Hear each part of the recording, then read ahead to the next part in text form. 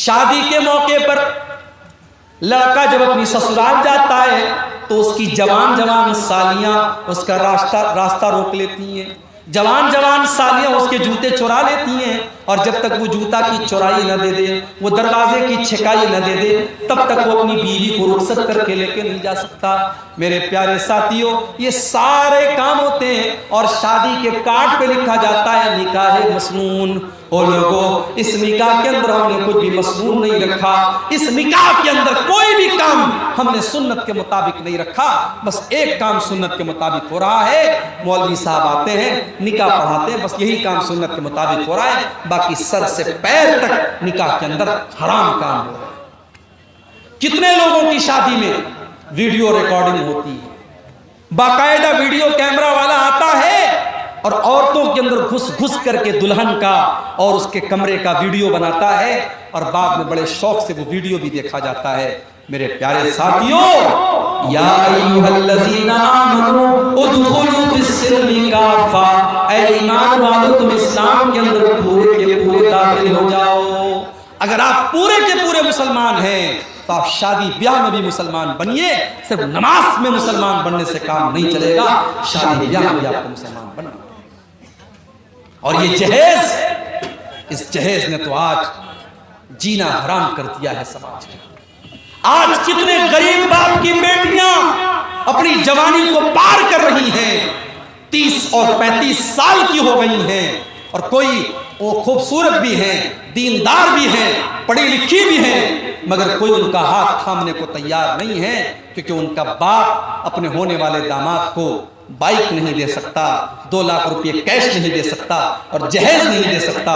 میرے پیارے ساتھیوں، اس جہیز کی رسم نے آج کتنے غریبوں کی بیٹیوں کو اپنے قدم حرام راستے کی طرف لے کے جانے پر مجبور کیا ہے، اور کتنی جوان بیٹیوں کی جوانی ڈھل گئی، اور کتنے گھروں میں بدکاری ہو گئی، اور کتنے باپوں نے خودکشی کر لی اور بیٹیوں نے خودکشی کر لی، مگر ہماری آنکھیں نہیں کھلتی اور ہم اس رسم سے پیچھا چھوڑانے کو تیار نہیں ہیں، کیونکہ لالچ بھرا ہوا ہے دل کے اندر، اور نکاح کے ذریعے ہم یہ چاہتے ہیں کہ ہم اپنے بیٹے کا سودا کر لیں اور شادی کے ذریعے ہم پیسہ کما لیں۔ لڑکا جتنا کوالیفائیڈ ہے اور لڑکے کے پاس اگر گورنمنٹ جاب ہے، سرکاری نوکری ہے، تو اتنے زیادہ جہیز کی ڈیمانڈ کی جا رہی ہے۔ میرے پیارے ساتھیوں، ہم نے اپنی ان حرکتوں سے بیٹی کو بوجھ بنا دیا ہے، بیٹی بوجھ بن گئی ہے۔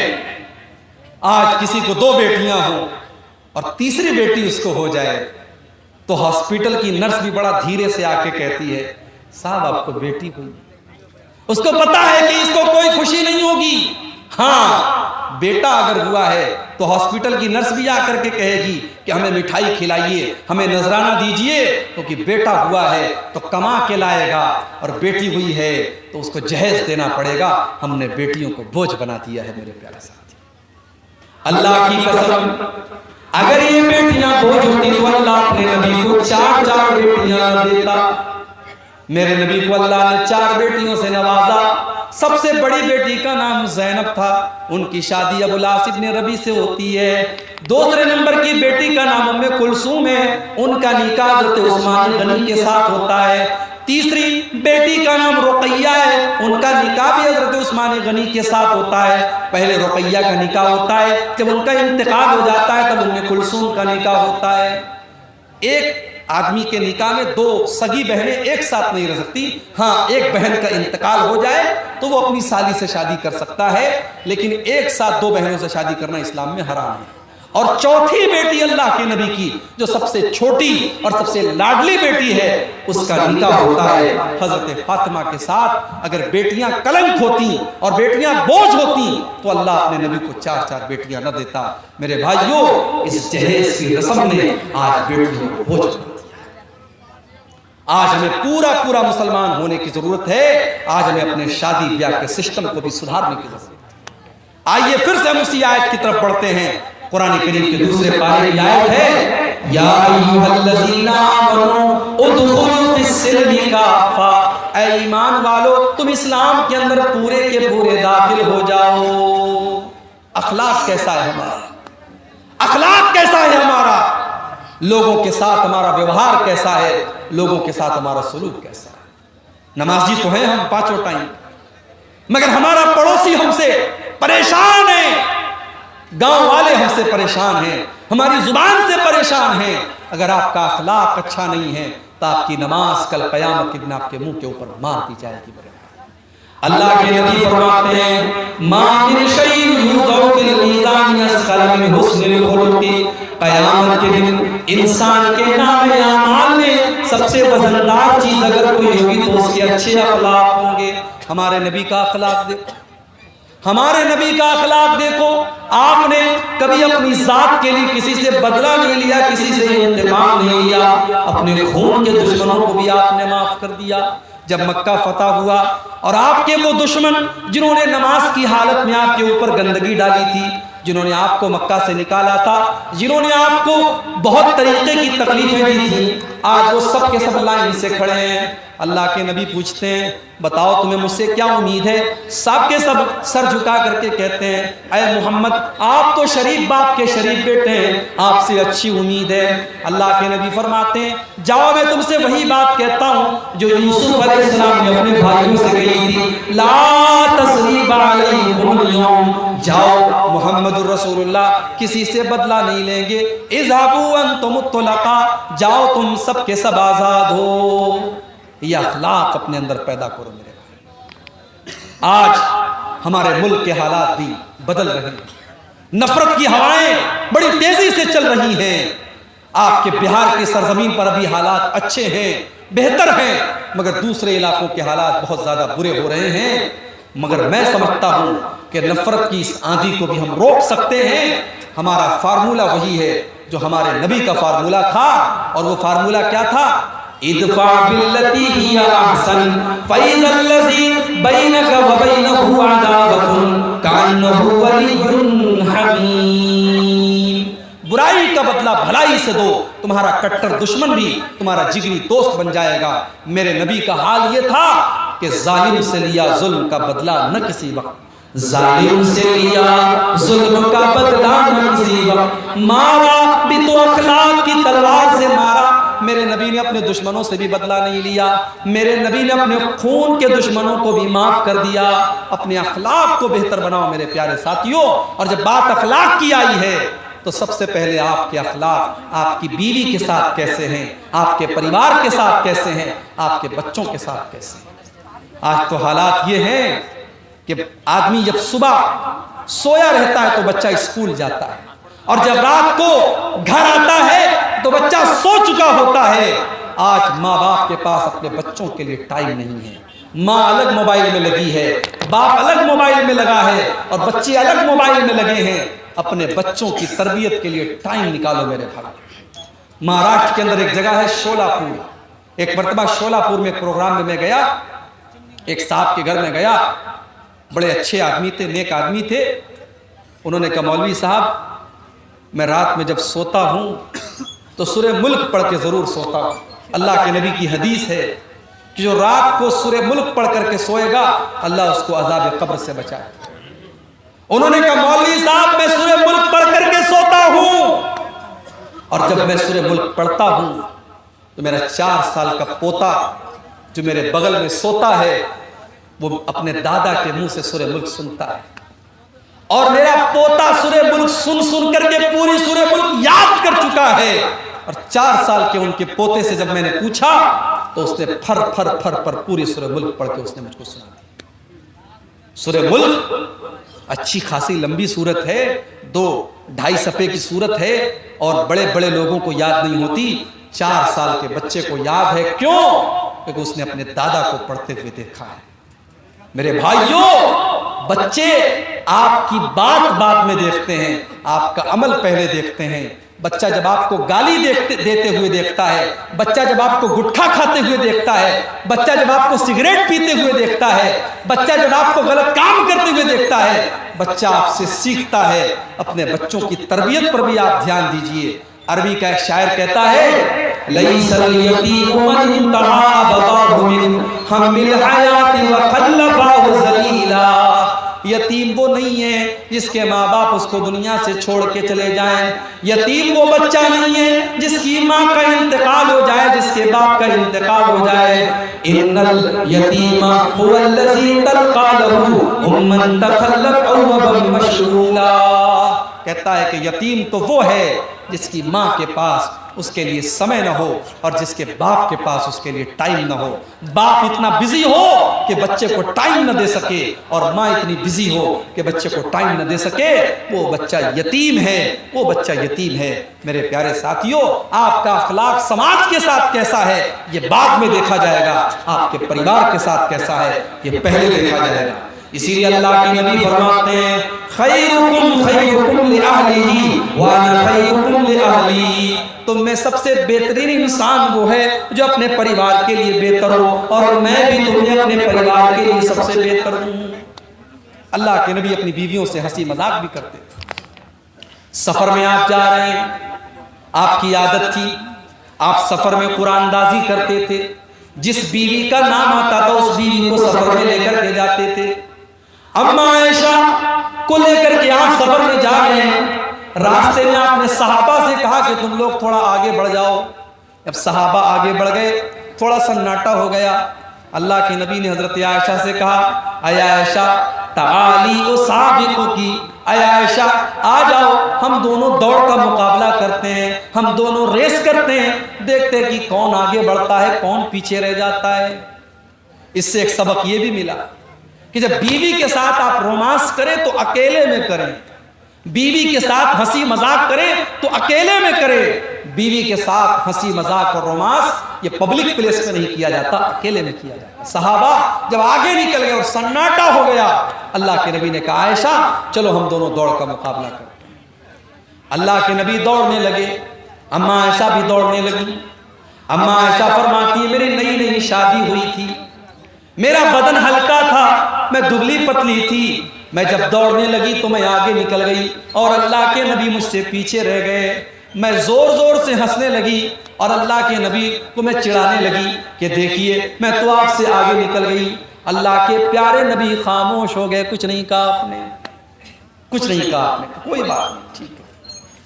کچھ دنوں کے بعد ایک دوسرا سفر تھا اور اتفاق سے اس سفر میں بھی اما عائشہ آپ کے ساتھ میں تھی اور آپ نے ایک جگہ موقع دیکھا، آپ نے صحابہ سے کہا تم لوگ تھوڑا آگے بڑھ جاؤ۔ صحابہ آگے بڑھ گئے، آپ نے فرمایا کہ اے عائشہ آ جاؤ، بہت دن ہو گئے ہم دونوں دوڑ کا مقابلہ کرتے ہیں۔ اما عائشہ فرماتی ہیں اب کی مرتبہ جب میں دوڑنے لگی فلما بدنت، تو اب میں تھوڑی موٹی ہو گئی تھی، میں تھوڑی موٹی ہو گئی تھی، میرا بدن تھوڑا موٹا ہو گیا تھا، اب میں دوڑنے میں وہ اسپیڈ نہیں تھی جو پہلے تھی میرے اندر۔ اس سے ایک سبق یہ بھی ملا جب آپ شادی کر کے اپنی بیوی کو لائیں تو اتنا پیار کریں، اتنی محبت کریں، اس کو اتنا ٹائم دیں، اس کے شوق اور ارمان کو اتنا پورا کریں کہ اس کی تندرستی اچھی ہو جائے، اس کی ہیلتھ اچھی ہو جائے۔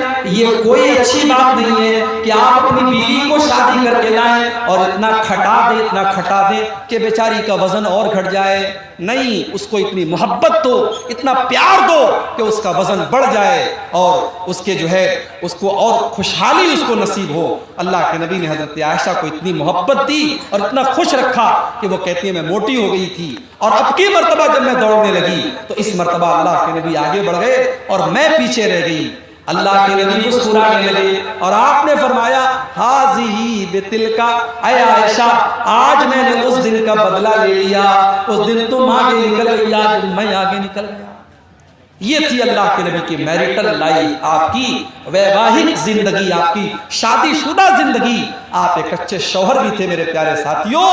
اگر آپ دیندار بننا چاہتے ہیں تو ایک اچھے شوہر بھی بنیے، ایک اچھے شوہر کے بنے بغیر آپ دیندار نہیں ہو سکتے۔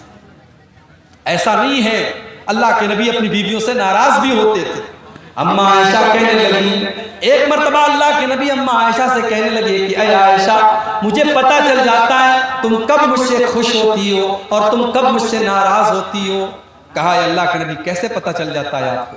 کہا ہے عائشہ جب تم مجھ سے خوش ہوتی ہو تو جب تم قسم کھاتی ہو تو کہتی ہو وَرَبِّ مُحَمَّدٍ، محمد کے رب کی قسم، جب تم مجھ سے خوش ہوتی ہو تو میرا نام لے کر کے کہتی ہو محمد کے رب کی قسم، اور جب مجھ سے ناراض ہوتی ہو تو کہتی ہو ورب ابراہیم، ابراہیم کے رب کی قسم۔ میں سمجھ جاتا ہوں کہ آج عائشہ مجھ سے ناراض ہے۔ اما عائشہ نے مسکرا کر کے کہا اے اللہ کے نبی، جب میں آپ سے ناراض ہوتی ہوں تب بھی میں آپ کا نام چھوڑتی ہوں، لیکن آپ کو نہیں چھوڑتی ہوں۔ آپ کی محبت میرے دل سے کبھی نہیں نکلتی ہے، میں غصے کی حالت میں بھی آپ کا نام نہیں لیتی ہوں، مگر آپ کی محبت میرے سینے میں موجود ہوتی ہے۔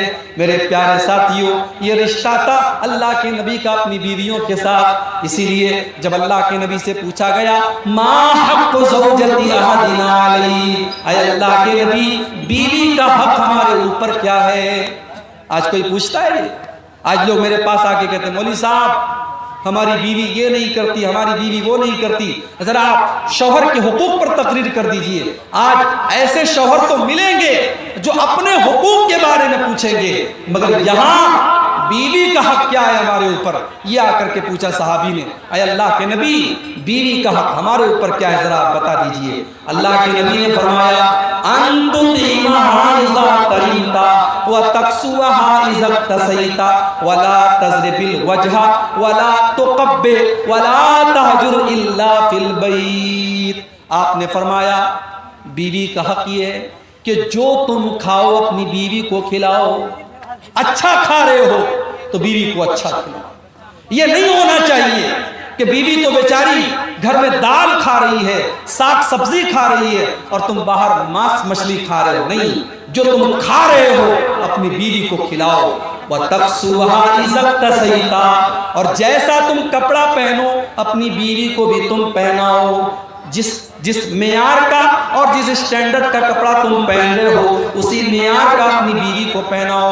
وَلَا تَضْرِبِ الْوَجْهَ، اور کبھی غصے میں اپنی بیوی کے چہرے پر تم کبھی ہاتھ مت اٹھانا۔ وَلَا تُقَبِّحْ، اور کبھی اس کو گالی گلوچ مت کرنا۔ وَلَا تَهْجُرْ إِلَّا فِي الْبَيْتِ، اور اگر بیوی سے غصہ ہو جاؤ، ناراضگی ہو جائے تو کبھی اس کو گھر کے باہر مت نکالو، گھر کے اندر کا معاملہ گھر کے اندر سلٹا لیا کرو، گھر کے اندر حل کر لیا کرو۔ یہ بیوی کا حق ہے شوہر کے اوپر۔ لیکن میری پیاری ماں و بہنوں، کچھ حق آپ کے اوپر بھی ہے شوہر کا، میں چاہتا ہوں کہ اس کو بھی آپ کے سامنے بتا دوں۔ اللہ کے نبی سے پوچھا گیا ای النساء خیر، اے اللہ کے نبی کون سی عورت سب سے اچھی ہے؟ آپ نے فرمایا التی تسرہ اذا نظر، جب شوہر دیکھے تو خوش ہو جائے۔ جلسے میں جا رہی ہے، سج کے جا رہی ہے، سنور کے جا رہی ہے، میک اپ کر کے جا رہی ہے، خوشبو لگا کے جا رہی ہے، جبکہ جلسے میں خوشبو لگا کر کے سج کر کے سنور کر کے جانا حرام ہے، حرام حرام ہے۔ جب اسلام کی یہ تعلیم ہے کہ بیوی اور عورت اپنے پائل کی آواز کو بھی غیر مردوں تک نہ پہنچائے، تو عورت کا خوشبو لگا کر کے جلسے اور تقریر میں جانا جائز کیسے ہو جائے گا؟ میری پیاری ماں بہنوں، اگر آپ شادی شدہ ہیں تو آپ کی زیب و زینت کا حقدار آپ کا شوہر ہے۔ آپ اپنے آپ کو مینٹین کر کے رکھیے، اپنے آپ کو مزین کر کے رکھیے، سجا کر کے رکھیے، سنوار کر کے رکھیے، آپ کا شوہر آپ کو دیکھے تو خوش ہو جائے۔ اس کے بعد فرمایا وَتُطِيعُهُ إِذَا، جب شوہر دیکھے تو خوش ہو جائے، اور جب شوہر کسی بات کا حکم دے تو بیوی اس کی بات مانے۔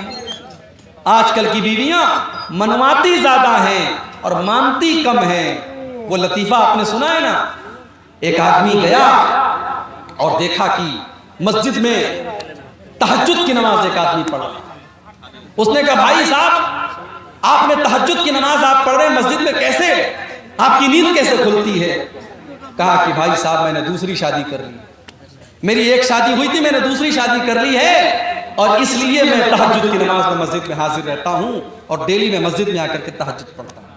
تو اس نے کہا بڑی اچھی بات ہے، اس نے بھی دوسری شادی کر لی، اور جب اس نے دوسری شادی کر لی تو اس کی بیوی نے بھی گھر سے نکال دیا، اب وہ دونوں مل کر کے بیچارے دونوں جو ہے مسجد میں تہجد کی نماز پڑھ رہے ہیں۔ تو یہ حالات ہوتے ہیں، آج کل کی بیویاں مانتی کم ہیں اور منواتی زیادہ ہیں۔ میری پیاری ماں بہنوں، شوہر یہ میاں بیوی کا جو رشتہ ہوتا ہے نا، یہ محبت کا رشتہ ہوتا ہے، یہ قانون کا رشتہ نہیں ہوتا ہے۔ ایک مولوی صاحب کے پاس ایک آدمی آیا، اس نے کہا مولوی صاحب میری بیوی نے یہ کہا ہے کہ ساس سسر کی خدمت کرنا یہ قرآن اور حدیث میں کہاں لکھا ہے؟ اگر لکھا ہے تب میں ساس اور سسر کی خدمت کروں گی، اگر نہیں لکھا ہے تو میں نہیں کروں گی۔ تو مفتی صاحب نے بڑا اچھا جواب دیا کہ جاؤ اپنی بیوی سے کہو کہ قرآن و حدیث میں کہاں لکھا ہے کہ بیوی کو 5,000 روپے والا سوٹ دلایا جائے، بیوی کو ہر مہینے 2,500 روپے کے میک اپ کا سامان دلایا جائے، بیوی کو سونے کی ایئر رنگ دلائی جائے، بیوی کو مہنگے مہنگے کپڑے خرید کے دیے جائیں۔ کہا کہ جب قرآن حدیث میں یہ بھی نہیں لکھا ہے تو آج کے بعد بیوی کو بس جو معمولی کھانا کھا رہی ہے وہ کھائے گی، جو معمولی کپڑا پہن رہی ہے وہ پہنے گی، آج کے بعد اس کو کوئی شاپنگ نہیں کرانا ہے۔ کہا مولوی صاحب میری بیوی کہہ رہی ہے پھر میرا گزارا کیسے ہوگا؟ تو کہا کہ ہر چیز کے بارے میں آپ یہ سوال مت کیجئے کہ قرآن و حدیث میں کہاں لکھا ہے۔ قرآن و حدیث میں یہ لکھا ہے کہ آپ کو اپنے شوہر کو خوش رکھنا ہے، اور شوہر کو خوش رکھنے کے لیے یہ ضروری ہے کہ آپ شوہر کے ماں باپ کو خوش رکھیے۔ اس لیے جہاں تک ہو سکے اپنے ساس اور سسر کی بھی خدمت کیجئے تاکہ آپ کا شوہر آپ سے خوش رہے۔ اس کے لیے الگ سے قرآن و حدیث کی دلیل کا ہونا ضروری نہیں ہے۔ تو میرے پیارے ساتھیوں، یہ جو رشتہ ہے میاں بیوی کا، یہ محبت کا رشتہ ہے، اور اسی لیے اللہ تعالیٰ نے قرآن میں اس رشتے کو اپنی نشانی قرار دیا ہے۔ آج کے دور میں بغیر نکاح کے بھی محبت ہو رہی ہے، آج کے دور میں پہلے محبت ہوتی ہے پھر شادی ہوتی ہے، اس طریقے کے واقعات بھی ہو رہے ہیں، مگر یاد رکھو ایسی شادیاں عام طور سے فیل ہوتی ہیں اور ناکام ہوتی ہیں، جس کو ہمارے یہاں لو میرج کہا جاتا ہے۔ یہ لو میرج ناکام ہوتی ہے، کیوں؟ کیونکہ یہ حرام ہوتی ہے۔ محبت کرو اور پھر شادی کرو، یہ اسلام کا کانسیپٹ نہیں ہے۔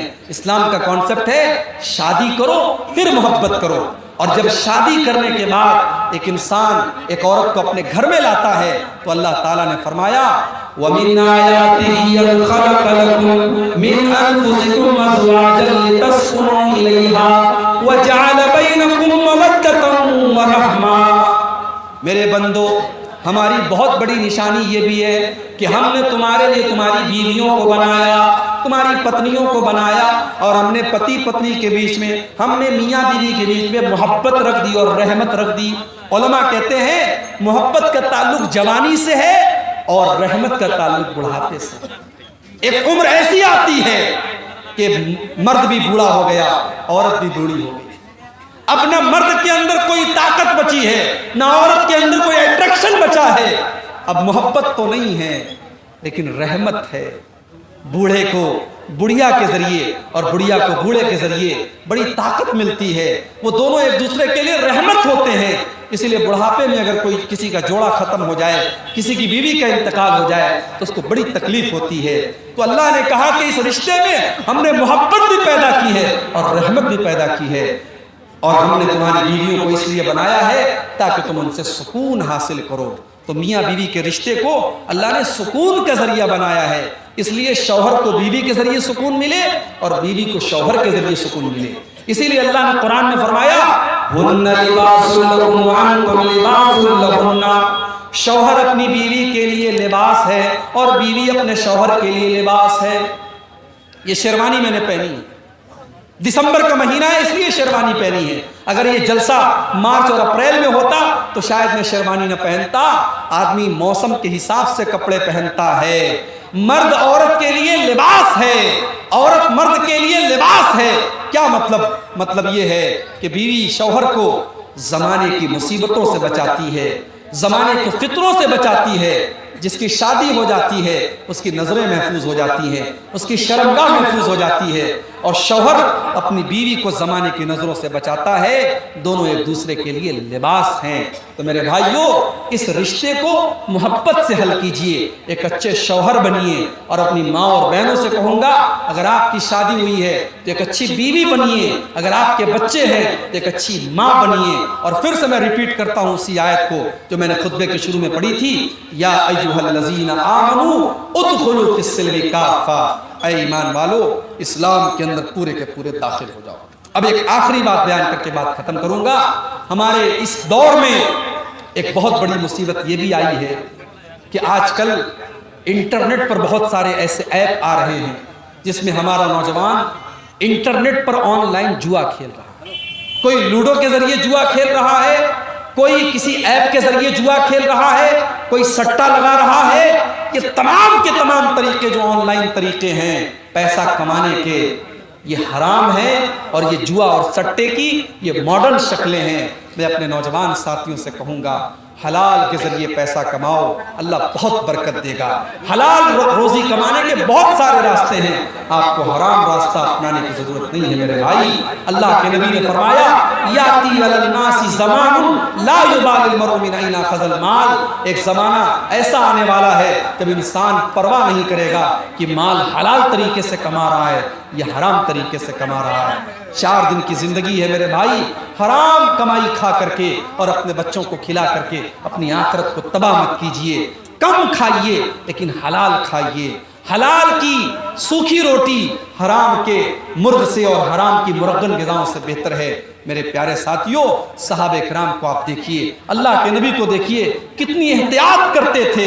اللہ کے نبی مسجد میں بیٹھے ہوئے ہیں، آپ کے نواسے حضرت حسن رضی اللہ تعالیٰ عنہ 4 سال کے بچے ہیں، مسجد میں کھیل رہے ہیں اور صدقہ کی کھجوریں آئی ہوئی ہیں، اور ایک کھجور اٹھا کر کے حضرت حسن نے منہ میں ڈال دی۔ 4 سال کا بچہ کتنا بڑا ہوتا ہے، لیکن اللہ کے نبی نے یہ پسند نہیں کیا کہ میرے 4 سال کے نواسے کے پیٹ میں حرام کی کمائی جائے۔ آپ نے کہا اپنے 4 سال کے نواسے سے، آپ نے کہا کک کک بیٹا اس کو تھوک دے تھوک دے، اور اس کے بعد آپ نے فرمایا اما شعورت انا لا ناکل صدقہ، میرے بچے کیا تجھ کو پتہ نہیں ہے ہم صدقہ نہیں کھاتے، تو نبی کا نواسا ہے تو صدقہ نہیں کھا سکتا۔ اللہ کے نبی نے اپنے 4 سال کے بچے کو بتایا کیا حلال ہے کیا حرام ہے۔ میرے پیارے بھائیوں، اگر آپ کا بچہ کوئی حرام طریقے سے پیسہ کما رہا ہے تو آپ پوچھئے، اگر حرام کا پیسہ آپ کے گھر میں آ رہا ہے اور آپ شوق سے کھا رہے ہیں تو اس گناہ میں آپ بھی شامل مانے جائیں گے۔ اس لیے اپنی کمائی کو بھی آپ حلال کیجئے۔ اور میں اپنے ان بھائیوں سے جو بزنس کرتے ہیں، کاروبار کرتے ہیں، میں ان سے کہوں گا آپ علماء سے اپنے تعلق کو جوڑیے، علماء سے کانٹیکٹ کیجئے۔ کوئی اگر بزنس آپ کو اچھا لگ رہا ہے، کوئی کاروبار اچھا لگ رہا ہے، آپ پہلے پتہ کیجئے یہ کاروبار صحیح ہے کہ نہیں ہے، یہ بزنس صحیح ہے کہ نہیں ہے۔ ابھی کلیا چک میں میرا پروگرام تھا، وہاں لوگوں نے مجھے بتایا کہ عورتیں بیڑی بناتی ہیں، عورتیں بیڑی بناتی ہیں، اور خاص طور سے وہ عورتیں جو بیوہ ہو جاتی ہیں یا جو طلاق شدہ ہو جاتی ہیں، جن کا کوئی سہارا نہیں ہے، وہ بیچاری بیڑی بنا کر کے اپنی زندگی گزارتی ہیں۔ میں نے کہا یہ کوئی دلیل نہیں ہے۔ اگر کوئی عورت بیوہ ہے اس کو سہارا دیا جائے، اس کی دوسری شادی کرائی جائے۔ ہاں اگر بہت عمر دراز ہو گئی ہے، شادی کے لائق نہیں ہے، تو اس کا کوئی اور انتظام کیا جائے، لوگ اس کی مدد کریں یا کوئی حلال کام اس کو دیا جائے۔ میں نے کہا بیڑی جب حرام ہے تو بیڑی کا کاروبار بھی حرام ہے، بیڑی بنانا بھی حرام ہے۔ اللہ نے قرآن میں فرمایا وَلَا تَعَاوَنُوا عَلَى الْإِثْمِ وَالْعُدْوَانِ، گناہ کے کام میں تم ایک دوسرے کی مدد مت کرو۔ میرے پیارے ساتھیوں، آپ کوئی بھی کام دھندا کریں، کوشش کریں کہ حلال کاروبار کریں۔ اگر کسی بزنس کے بارے میں شک ہے، پہلے آپ عالم دین سے پوچھیے۔ جیسے آپ نماز کے مسئلے پوچھتے ہیں، وضو کے مسئلے پوچھتے ہیں، غسل کے مسئلے پوچھتے ہیں، کاروبار کے مسئلے بھی آپ پوچھئے۔ آپ پیسہ کمانے کے معاملے میں آزاد نہیں ہیں کہ جیسے من چلے اور جیسے جی چاہے آپ پیسہ کمائیں۔ کل قیامت کے دن آپ کو حساب دینا ہوگا، من این اکتسبا، تم نے مال کہاں سے کمایا تھا اور کہاں پر تم نے خرچ کیا تھا، ان دونوں کا حساب ہمیں اللہ کو دینا پڑے گا۔ تو یہ چند باتیں تھیں جو میں نے آپ کے سامنے قرآن کریم کے دوسرے پارے کی روشنی